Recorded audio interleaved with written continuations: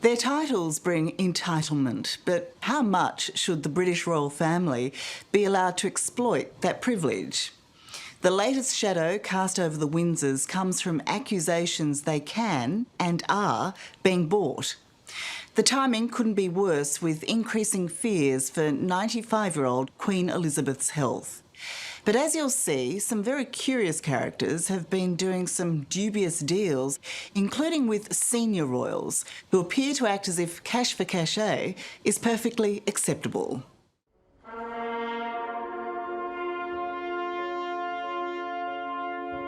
It's been a long, sad and tumultuous time for the royal family. The soul of Prince Philip, with the loss of their patriarch, Duke of Edinburgh, a bitter transatlantic rift, ongoing rape allegations, and calls for the heir to the throne to face police questioning.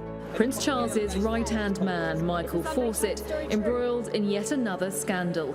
This time the allegation is hard. They're also having a bumpy time. We've got Andrew mired in sleaze with his Jeffrey Epstein connections, and we've got Harry and Meghan, who've basically declared war on the royal family, as far as I can tell.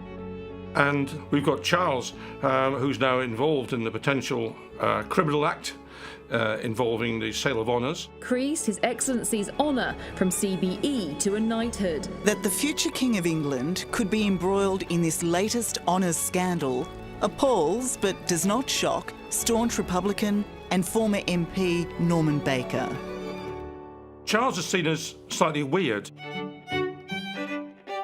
Obsessed by architecture, talking to plants, that sort of thing, seen as out of touch. I love these turkeys, they make me laugh so much. Go, go, go.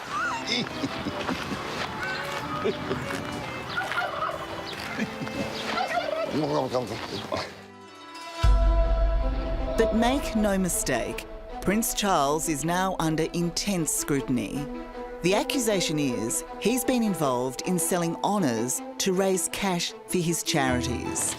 It's alleged Charles accepted a £1.5 million donation in return for recommending an honorary title for Saudi tycoon Dr. bin Mahfouz. The title would help the Saudi businessman in his quest for British citizenship. This arrangement was confirmed in this letter, signed by Michael Fawcett, the man running Prince Charles's charities, but Prince Charles denies any knowledge of the deal. What do you hope police will do in regards to investigating Prince Charles? If there is sufficient evidence that there has been an attempt to sell an honour for cash, which is what I believe has happened, then that should be referred to the Crown Prosecution Service for prosecution. Norman Baker has reported the alleged breach of the Honours Prevention of Abuses Act to Scotland Yard and urges police to investigate without fear or favour. But you don't really expect to see Prince Charles behind bars, do you? I don't expect to see behind bars, and I'll tell you why I don't expect that, because whenever Prince Charles is cornered on something, someone else falls on their sword. Here we got Michael Fawcett. Now, Michael Fawcett is a man who squeezed toothpaste on Prince Charles's toothbrush for him, who held a urine bottle for him to pee into. Those two are very, very close indeed, and the idea that Michael Fawcett would carry out work to solicit money, contrary to the law in my view, without Prince Charles knowing, seems to me highly unlikely. Sir, did you secure honours for cash? Any comment on the revelations in newspapers the last couple of days? Michael Fawcett has temporarily stood down from his position while his employer, the Prince's Trust, investigates. For journalist, author and royal biographer Angela Levin, as the money was for charity, Good Lord. it's all a bit of a storm in a royal teacup. None of it, and everybody agrees to that, has gone into Prince Charles's pocket. So if it's not for you and you're not spending money from it and buying yourself all sorts of things, then you're not necessarily hugely to blame. I think this has been blown up a lot. Do you believe that if the cause is great enough, it doesn't matter where the cash comes from? Well, I think it does matter. But one of the people who've donated lives in the UK and has for many years. And if he wants his name on a plaque, I don't see anything wrong with that. But he wanted more than that, didn't he? I mean, he wanted citizenship. I don't actually personally think that matters a lot. And I think if you donate a substantial sum, I don't see why you shouldn't have that. This is not the first time Prince Charles has raised eyebrows for accepting donations. In the past, some of those donors have turned out to be questionable characters, accused of money laundering. A lot of people say, stop giving Prince Charles a hard time. He's not lining his own pockets. This is about good deeds. It's about his charities. What is your response to that? If Prince Charles is associating with dubious business people, then that reflects on the royal family. Adversely, it affects on the reputation of the UK. And it's also a matter which would not be allowed for elected politicians. They would have to pay a price for that. So, but you need to be more careful where the money is coming from. It can't be money at any price. Not all royal money raising is for charity. In May this year, the Queen's cousin, Prince Michael of Kent, perhaps better known for his colourful wife, Princess Michael of Kent, unwittingly showed just how eager he was to trade on his royal status in return for cash. Well, I'm very pleased to meet you, and very excited at this interesting venture which we are soon embarked on. It was all caught on camera, unaware that Britain's Channel 4 had created a fake South Korean gold investment company called House of Haedong. So therefore, as a royal member, I am happy to support House of Haedong's approach. Would that be okay, sir, to say that in the speech?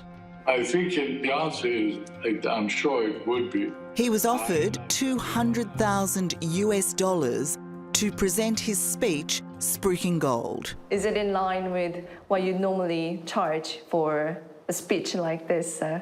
Yes, indeed so. I have no questions for you on that. I'm very happy with your suggestion. And I think that's very, very good and very generous of you. And he agreed, in these COVID times, to record the speech at Kensington Palace. I'm sure I can bring it to the building in. Yes, we can do that. We can include lots of things, yes. Now, I just think that's a bit shabby, to be honest with you, apart from anything else. And what he's been doing, quite clearly, has been using his royal personage to secure funds for himself. Prince Michael of Kent isn't on the public purse. Does he not have a right to earn an income? Yes, absolutely, he has a right to earn an income. But what he doesn't have a right to do is to use his royal links to trade on that for his own personal benefit. But in the British exposé, not only does Prince Michael trade on his royal roots, but also markets his Russian connections. I've been connected with Russia for a long time. Connections that go all the way to Vladimir Putin, according to the Prince's business associate and friend, Lord Reading. If I can say this is kind of slightly discreet. We're talking relatively discreetly here, because we wouldn't want the world to know that he's seeing Putin purely for business reasons, so if you follow me. On the quiet, Lord Reading offers Prince Michael's services for a 5-day meet-and-greet trip to Russia. But I would say a visit like that would be probably, with all the organisations, something in the region of £50,000. He's been entertaining Russian businessmen. He's been promising to engage with Vladimir Putin. You know, does the Foreign Office know this? It's not for Prince Michael of Kent to run a parallel foreign policy. On the issue of secret dealing with the Russians, even royal supporter Angela Levin is calling it out. It's done secretly and it's done for cash. Surely that's a problem. It is a problem, I agree with you. It's obviously wrong and it needs to be sorted out. I think with a leader like Putin, there's all sorts of plots going on. But for Angela Levin, the greatest threat to the royal family comes from within, with grand plans to overthrow the realm from California. My view is they want to get rid of the royals in the United Kingdom, and that they want to offer them a very different type of royal.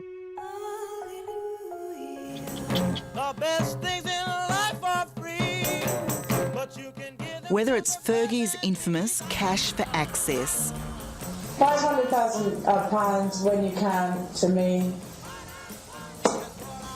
open doors. or the Queen's grandson using his royal taste buds to sell Chinese milk, This is what I drink. exploiting royal connections, Countess of Wessex lampooned some of Britain's highest profile people, or doing dodgy deals. Revealed Prince Andrew was acting as an unofficial door opener to a private bank for a number of years. The royal bad behaviour has been shocking us for decades. And then if we want to do a big deal with Andrew, then that is ridiculous. They're arrogant. They're arrogant. They think they can get away with it. And they think they have an entitlement. And they get away with it and they carry on regardless. They sail on. Calling time on the greed and the shamelessness is former politician and outspoken Republican Norman Baker. If politicians behave that way, they can be sacked. You can't sack the royals. They're there. This is part of the problem. I don't know how I'm going to get around 6,500 people. They haven't quite sacked themselves, but Harry and Meghan have spectacularly separated from the royal family. I was struck by the range and diversity of the... Happy to sledge, but according to royal watcher Angela Levin, still desperate for the perks that come with being a royal. So what do you say to the people who say that you came here, you made these multi-million-dollar deals, and that you were just money-grabbing royals? First off, this was never the intention. Yeah. At the point where my family literally cut me off financially, and I had to afford security for us. Is part of the difficulty of that here you have a prince who's turned his back on his family, the royal family, but at the very same time is trading on it. Yes, exactly that. Get it on Netflix, an absolute winner. That'd be cool. There's an idea. If, as Harry claims, he's been cut off by his father, then does he have any choice but to trade on his royal family? Yes, he does. And the choice is to live more modestly. You don't need a £10 million house. You don't need 16 bathrooms. Author and journalist Angela Levin has spent many hours with Prince Harry writing his official 2018 biography. Then, like his British subjects, she was a huge fan. He was charismatic. He could make speeches off the cuff that were funny and moving. The picture she paints of Harry today is less than kind. Now, he sort of crawls behind his wife as if he's a sort of pet dog. I know I have been hard. I know I have been very, very rude, and I'm very sorry. But I spent 15 months with him. I can see the difference, and it's horrible to see. But it's her fault, not his fault. It's both their faults. I think she's the leader, and what Meghan wants, Meghan gets. Once the young, modern couple touted to save the royal family, an NYC welcome for Harry and Meghan. Harry and Meghan are confoundingly out of touch, according to Angela.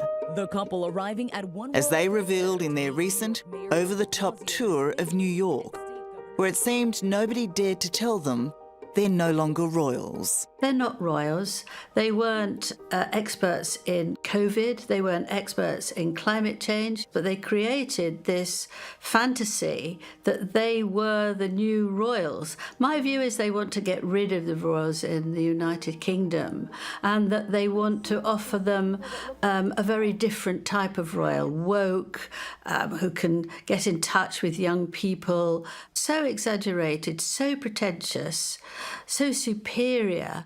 Obviously, it's not going to work because they looked ludicrous. The other royal firmly in the spotlight right now is Prince Andrew, who, for all his fancy footwork, has failed to sidestep a US court-issued subpoena over allegations of rape. Despite London's Metropolitan Police Finding there were no grounds to continue their investigation into the prince, the subpoena stands.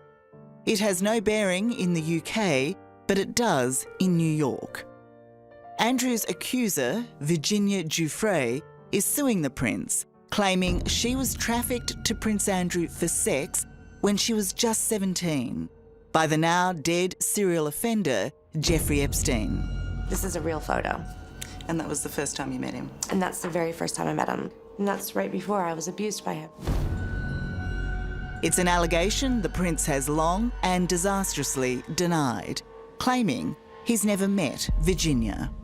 She says she dined with you, danced with you. She went on to have sex with you. Your response? I have no recollection of ever meeting this lady. I mean, I think Prince Andrew, his whole history of behaviour is one of being boorish, arrogant. So he's been a disaster. He doesn't learn. Prince Andrew is one who unites the opinions of anti-royalist Norman Baker and royalist Angela Levin as they await the New York trial. I think putting him on the stand, if the court case comes to fruition, which it looks more likely that that is going to happen, will be disaster for him and for the royal family. Unperturbed, the weird and wonderful royal life continues, with recent speculation that ex-wife Sarah Ferguson and Andrew may soon remarry. Angela believes something other than love might be at work.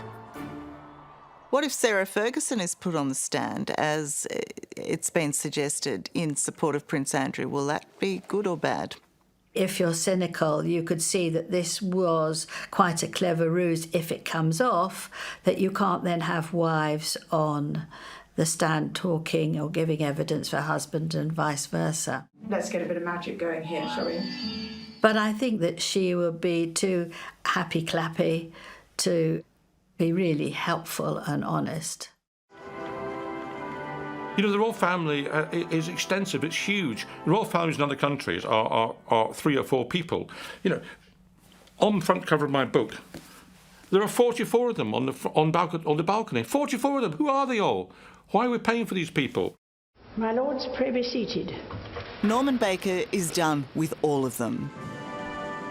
Even those he admits do their dutiful best, like Princess Anne and the new generation of Prince William and Kate. No matter the good they do, the tourism dollars they attract, or the wealth the Crown investments generate, he can't be swayed. So there's no way in your mind that the cost of the royal family is outweighed by their worth? The cost of the royal family is absolutely fantastically enormous and totally unjustified. We have to ask ourselves, really, whether or not these people are value for money, and the answer is clearly no. That's a huge level of criticism against many members of the royal family, that their judgment is askew, perhaps because of entitlement, perhaps because of being cotton-wooled, or that they think they can get away with it. I think that's a fair comment, but I think that that applies to a type of royal, not all the royals. We have Prince William now and Catherine, who are very solid. But I don't think it's really fair to blame the royals for the genetic combination that makes some of the royals not always on the straight and narrow. Hello, I'm Tara Brown.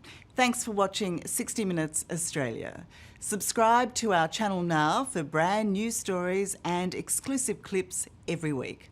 And don't miss out on our extra minutes, segments and full episodes of 60 Minutes on 9now.com.au and the 9Now app.